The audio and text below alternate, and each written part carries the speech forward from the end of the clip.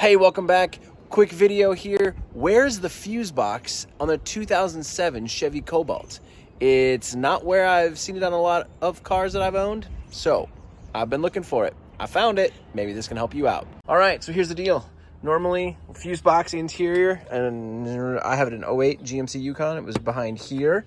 I've seen them underneath here. I've seen them in there, but no, on the 2007 generation, it's on the passenger side behind this panel here. You can see right here is the little fuse icon. So you just pop this off and there's your fuses. You know, so I'm down here looking at my fuse box, and one of the things that's hard to do sometimes is actually get the fuse out, especially if it's cold and your fingers are brittle.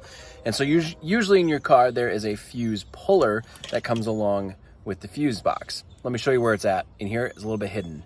I was looking, where's the fuse puller? Where's the fuse puller? Where's the fuse puller?